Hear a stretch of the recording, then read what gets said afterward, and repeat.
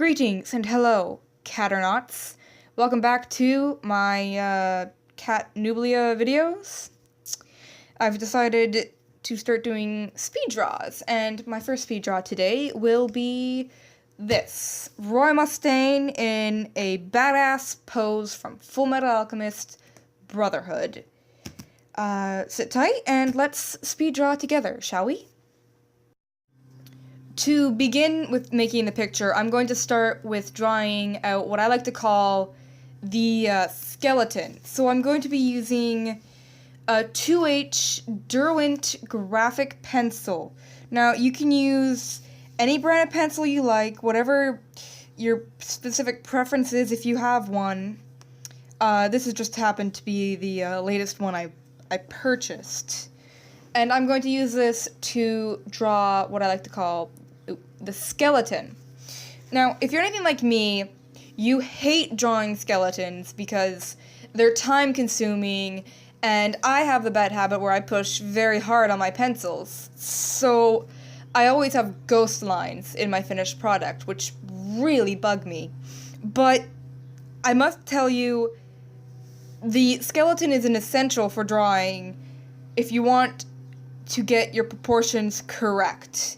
It is a lifesaver. It is a skill I highly recommend mastering. Alright, here we go.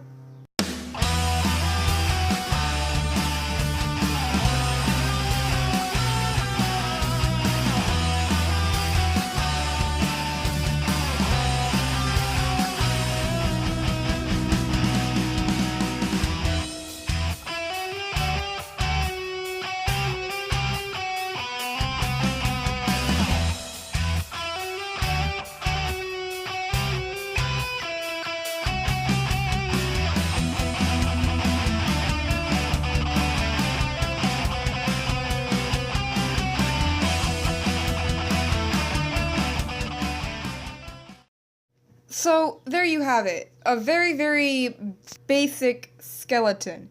Now, different artists use different kinds of skeletons, and I always have liked to use this very solid build. Most people like to make their skeletons look a little more like, well, skeletons. As you can see, it's very basic. There's just a lot of circles. These lines will tell me where the facial features will be going. And you have his neck, his shoulders. He's at an angle, so his shoulders aren't out like this, like they normally would be. They're to the side. He's injured. He's holding his side. He's standing at an angle. This is where we will begin. Sometimes people don't really know where to go after they've completed their skeleton. I always like to erase what I've done first, and then just kind of make a more detailed outline using the ghost lines of my skeleton. I'm going to use this eraser. I don't really remember what it is or what it's called. It was a nice fancy eraser when I got it, and then my dog ate it, so now it is this. You can use whatever kind of eraser you want. You could use just, a normal white eraser that you get for school or work, or, yeah, anything. And very lightly, you just dust over the picture. I prefer using the white erasers for this, just the common ones you get at Staples or some such. This one's much more of a eraser. It does a better job. Make sure you brush away everything. Don't leave anything on your page. You do not want anything on your page. It can cause bumps or something, and we don't want that. Now I'm going to just go over in a little more detail so that I have a more intricate skeleton to work with.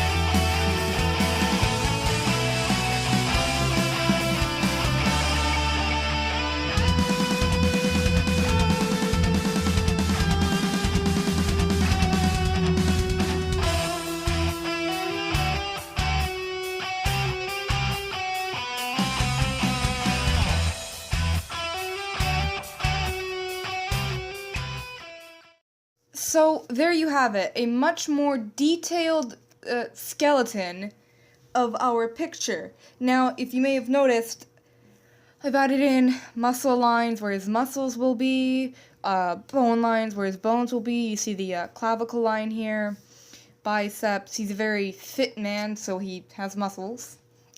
And you also may have noticed I left the hands until last. If you're anything like me, which I believe most artists would be, there is nothing worse than drawing hands and feet. They are the bane of many artists' existence, including mine.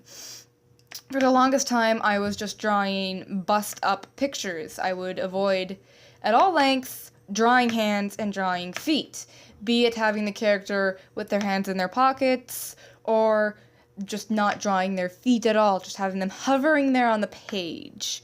But if you want to improve your art skills, you need to suck it up and practice drawing hands and feet. I was accused of having a foot fetish because my sketchbook was just filled with sketches of feet.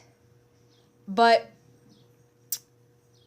it's worth it. It is very much worth it. Now we move on to the facial expression.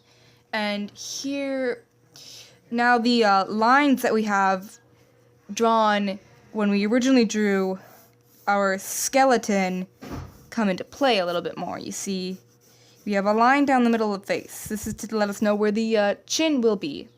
Now, you want your nose to be right about here, in the middle of the face. So I always like to do little 3 circles. That's your nose, your nostrils, your mouth. The center of your mouth where it dips will be right here, if you were to give them a normal expression.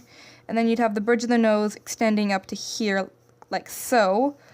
And this line would be where the top of your eyes are, usually down right about here, or a little higher. Depends. Generally, males, which Roy is clearly a male, have smaller eyes. If you want it to be an androgynous man that everyone thinks is a girl, give him big eyes. If it's a girl, give her nice, cute, big doe eyes. If she's a evil girl, give her cranky, terrifying eyes. But yeah, so the eyes will be right about here. And this is just very creepy, rough sketch. The eyes will be about yay big, and each eye will be about an eye apart. Simple enough. And then you have the eyebrow with the eyelid. Now, let's get to the quick sketch.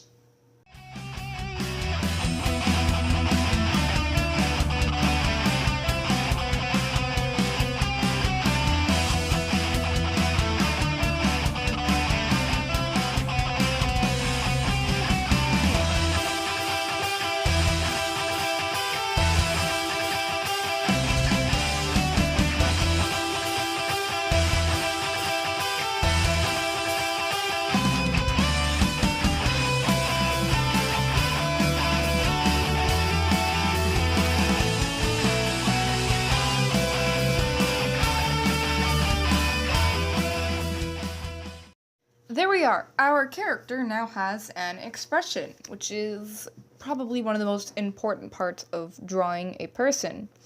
Now, here's a little tip. When you're drawing someone that's angry, their eyes will be smaller. They'll have their eyes closed, not quite opened as much. The eyeball itself, the iris, will be smaller, and the pupil will be extremely small. The angrier they are, the smaller it is. They'll have little anger lines here. They're scrunching up their eyebrows. When you're sad, your eyebrow comes in at an angle like this. You have your eye, and you have someone that's sad. So it comes up like this. They're sad. When you're angry, you have your eyebrow like this. It comes down on top of the eye. Sad, you give your eye, it's nice and big and watery. Angry, it's tiny and just filled with rage. Just a quick note. So now we get to put some clothes on him. I know, fangirls, you are disappointed by this, but it must be done. This is not, this is a video for drawing appropriate, G-rated pictures. So, like drawing out the person's skeleton, I like to give a nice rough sketch of their clothes first. Usually I add in any extra details afterwards. I'm going to use a bit of a darker pencil for this, so that it stands out in contrast to the lines of his body. So instead of using my 2H, I'm going to use my HB. This is an old pencil, you can hardly see it. HB, hardness and blackness, evenly mixed. It's no different than the pencil you use to write a math test. It's the common pencil you buy at Staples or some such, pretty much everywhere. And it's a nice mixture. It's good for just quick sketches. And we will be using this to quickly sketch in his clothing.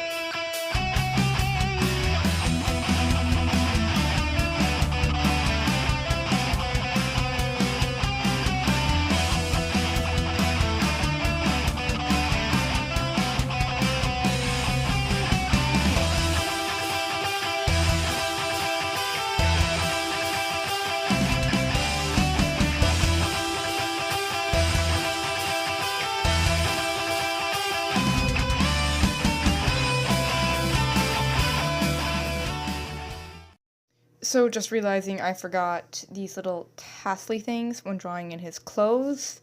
It's important to always go back and double check any reference pictures you have in comparison to the picture you've drawn. I, myself, always forget little tiny details like this. But now we have a Royal Mustang, wearing clothes with an expression on his face. He needs hair. I don't know what your preference is, but personally, I prefer men with hair. So, yeah, now let's draw in his facial hair. That was an awkward string of sentences. I apologize.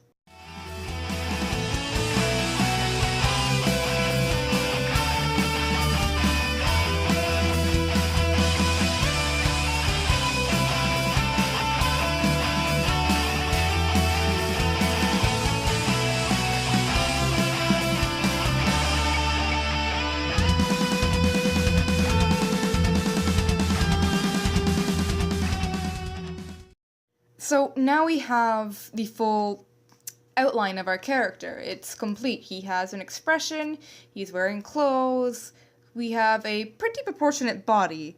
I know there are probably a few mistakes in here. I am not a professional. I do this for enjoyment. And we have his hair. Now, in comparison to the reference picture we're using, yes, my piece does look different. I always add my own little je ne sais quoi to it. Honestly, everyone has a different art style. Now, some people say that to cover up when they're just copying someone else's art style, or when they're not as good as they'd like to be. But it's true. Everyone has a different style. Now, all that's left to do is outline it in preferably black. Black looks best. Depending on the situation, you could use another color, but generally it is strongly recommended to use black. I'm just going to use this Faber-Castell Pitt Artist Pencil. It's black. I recommend using small for outlines. When you get to shadows, then you can use something like a medium or a large, just because there's thicker tips and more ink at a time. But when you're just giving it a nice quick outline, you don't want to have that much ink at once. Now, you could use a Sharpie if you wanted to, but the thing is, I find Sharpies are never quite as accurate as these, and these don't bleed through. If you get the good kind, they don't bleed through your page, and there's nothing worse than having your markers bleed through your page, because then you lose an extra page that you could have drawn on. Okay.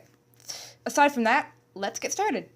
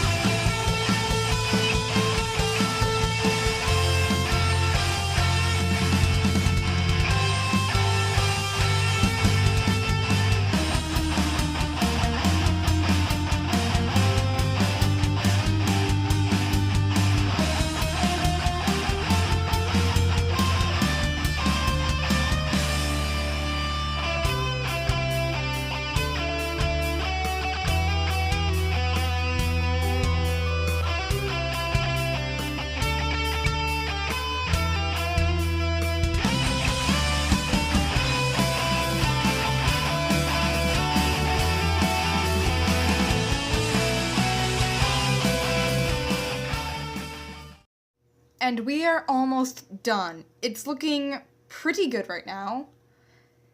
I'm quite happy with it, and I hope you're happy with yours if you've decided to follow along and try and draw one as well.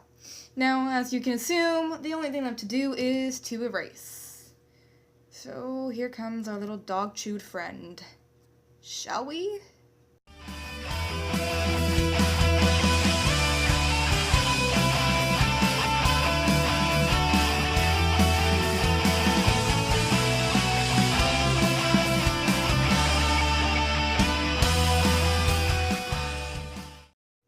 Awesome! We have a completed picture of Roy Mustang from Full Metal Alchemist Brotherhood. Now, you could, if you wanted to, shade it in, but that would be an entire other video. It's a very long process to shade and color things in, and at the moment I have limited colors to actually even begin the process, so I can't do it for this video, but I will hopefully make another video to do it.